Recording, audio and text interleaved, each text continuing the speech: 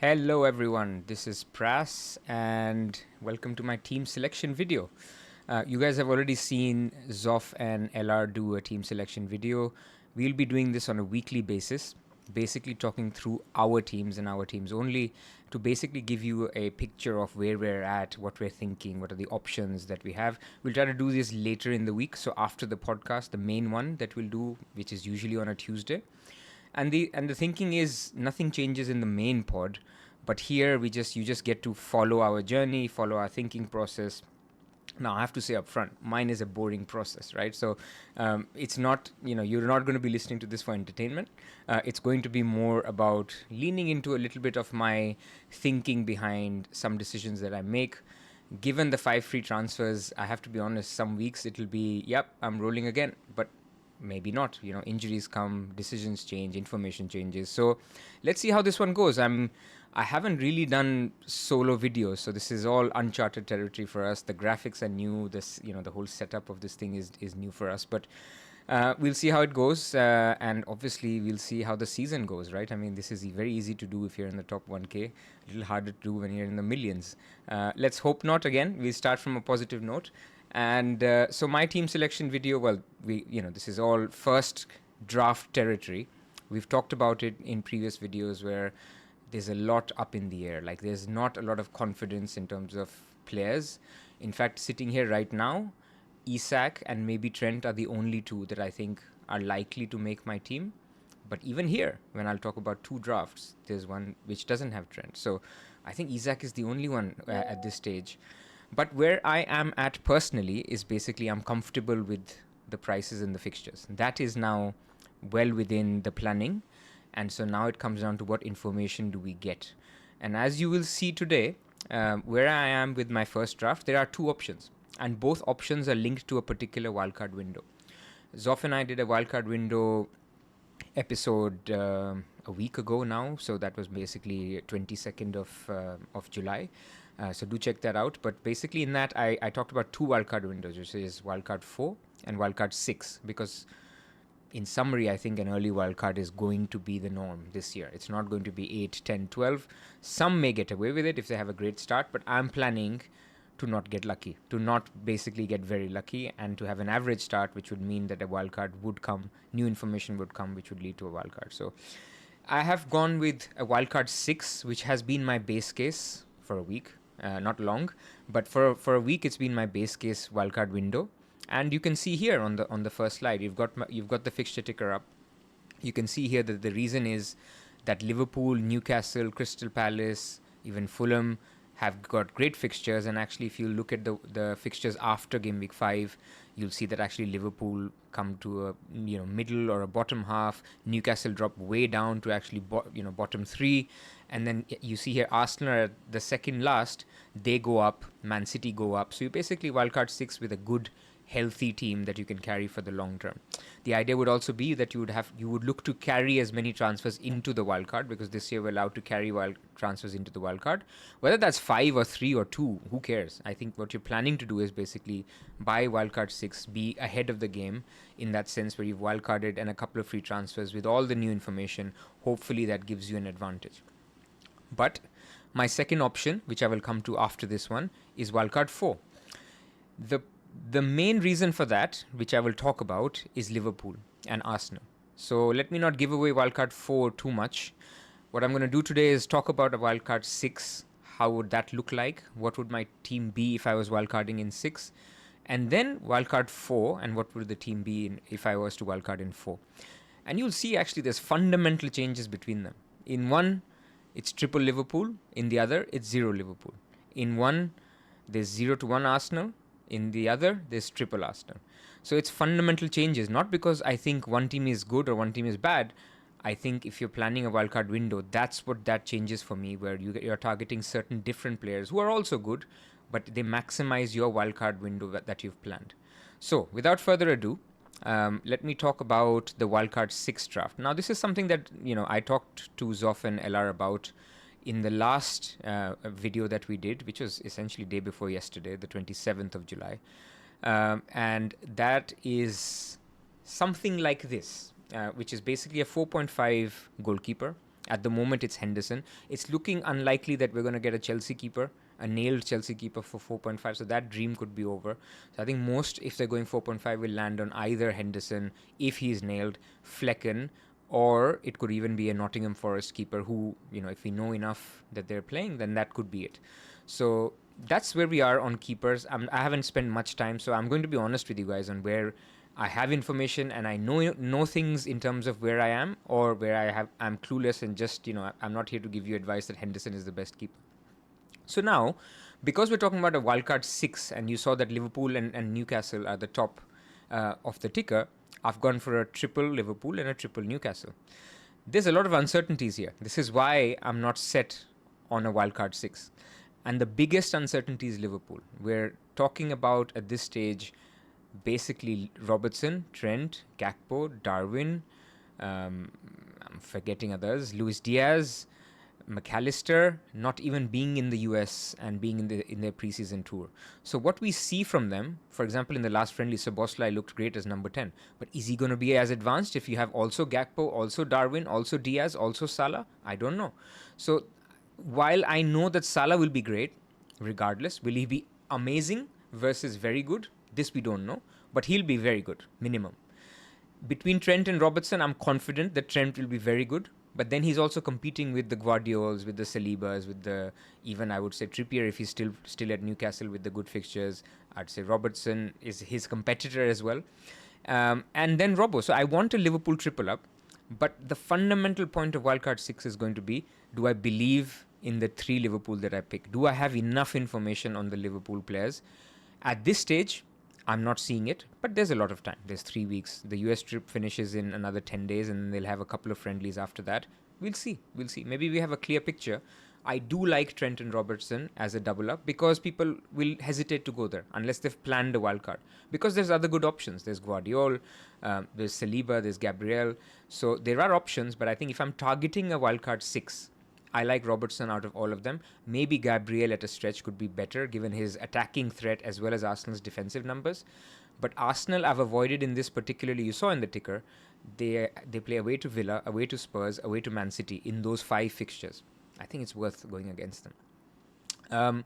Triple up for Newcastle I think is a little bit more straightforward. Apart from Dan Burn, their defense is a little bit in flux. I saw they're looking to sign another centre back. We don't know the fitness situation for Cher and for Lascelles and so on and so forth. So I think Burn should be okay, but long-term Newcastle fans tell me that they will find someone else. He can't always play at centre back covering for Botman or at left back. At some point they will sign somebody. Lewis Hall is looking good. Livramento is looking good. So we will see. But Gordon and Isak look fairly locked if you're looking for a Gameweek 6 wildcard. I think if you're looking for a shorter window, Gordon doesn't have to be there, but I'll come to that in my wildcard 4. In terms of other defenders, in this version, I've downgraded. I used to have Guardiola in this position. I've downgraded him to a Konza, and I've upgraded my striker from Muniz to Havertz. I'm not set on it, but it's just an option. So at the moment, Konza and Dan Burn rotate really well, and so therefore that rotation works well for me. And then I've got Harwood Bellis, who I mentioned is a decent option because he's got 2 good home fixtures between 2 and 5. Not because I will play him. I will play him instead of Robertson or somebody. I want it because if there's an injury, let's say Robertson is injured game week 4.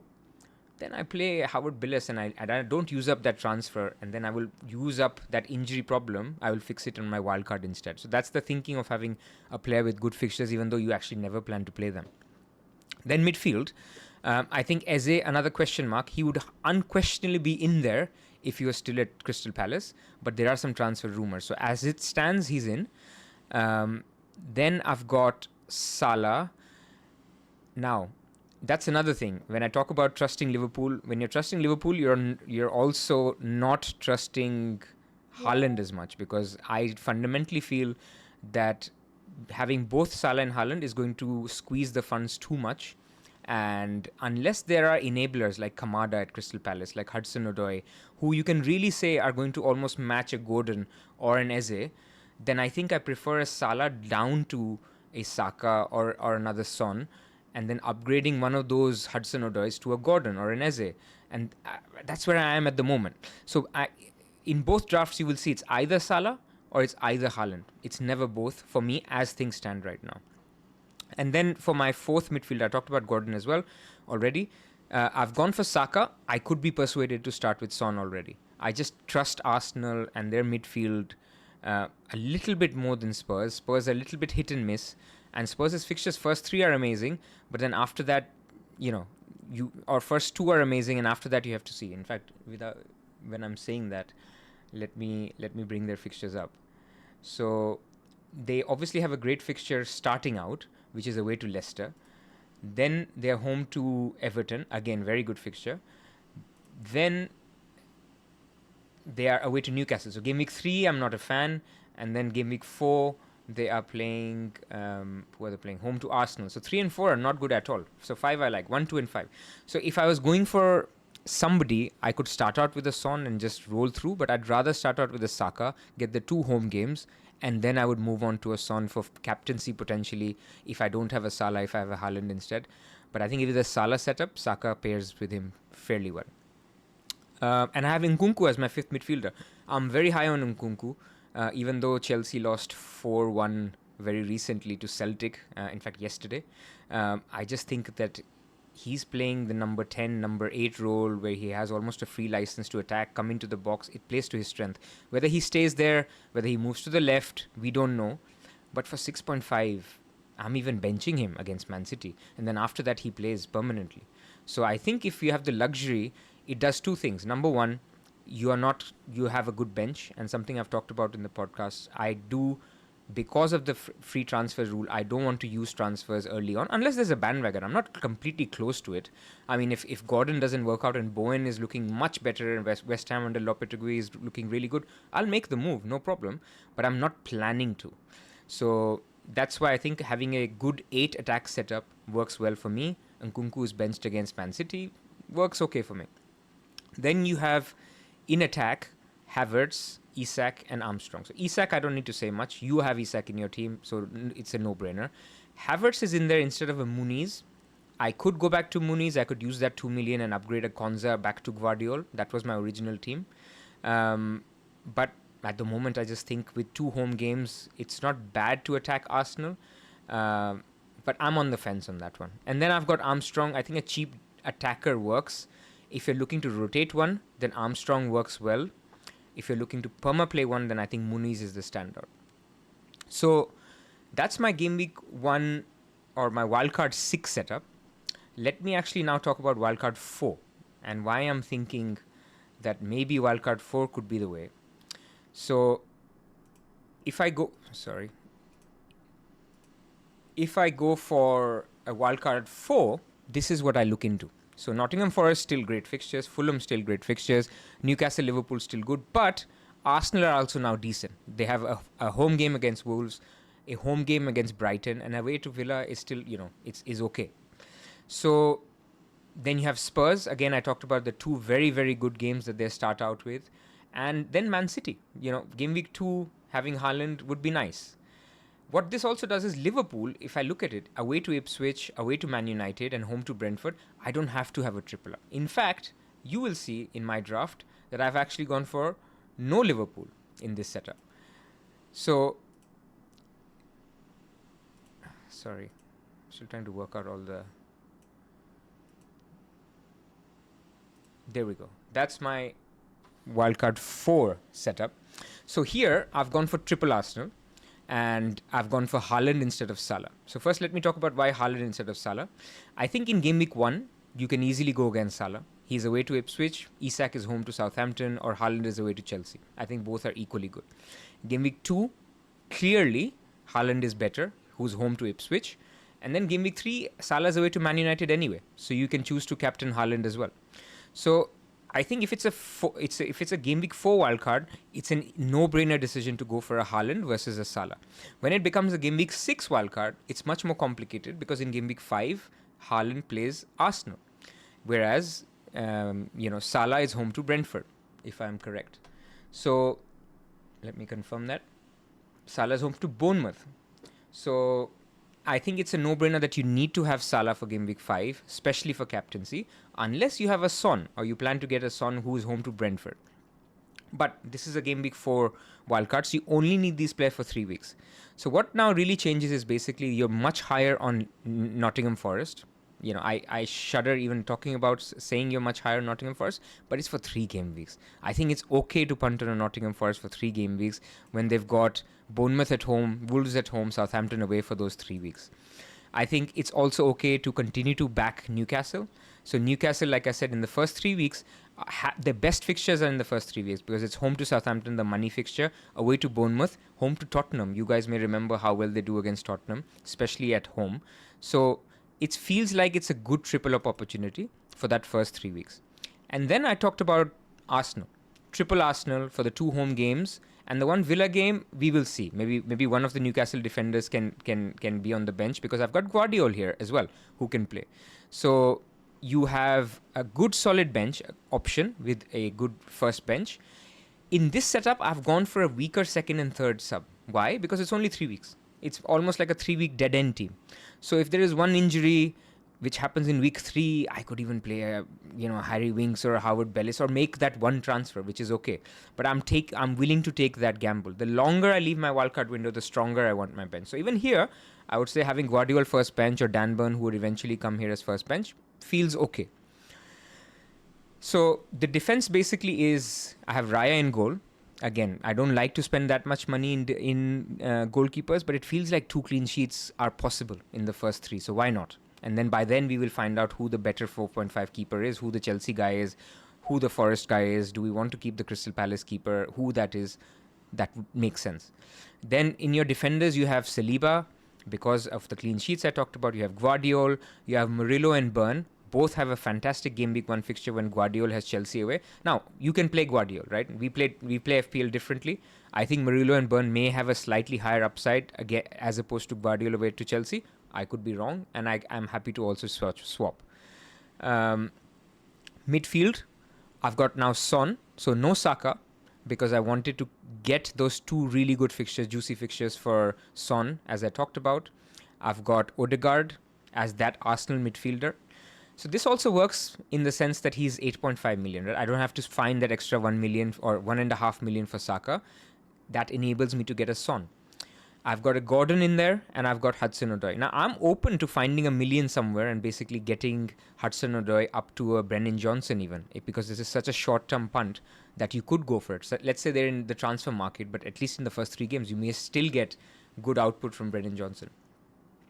Then I've got Harry Winks as my 5th midfielder. I talked about weak bench. Don't need to have a bigger bigger depth in your bench for only 3 weeks. And then in attack, I've got Haaland, Isak and Muniz. I think this is going to be the go-to attacking lineup for most people because it just seems sensible. Muniz with good fixtures, Isak with great fixtures, and Haaland is Haaland. Other people may look to get Watkins, but again, if you look at Aston Villa's fixtures, first couple, maybe it's worth waiting on Watkins, and then on wildcard 4, you get a Watkins in instead of maybe even an Isak, because if you look at Newcastle's fixtures, Newcastle's first 3 are the real money ones, because after the first 3, they play away to Wolves, away to Fulham, home to Man City as the next 3. So you could have Isak, but you could also switch him to a Watkins at that point if you wanted to differentiate. So all in all, basically what I'm trying to say is my wildcard 4 will come down to how much I trust Liverpool.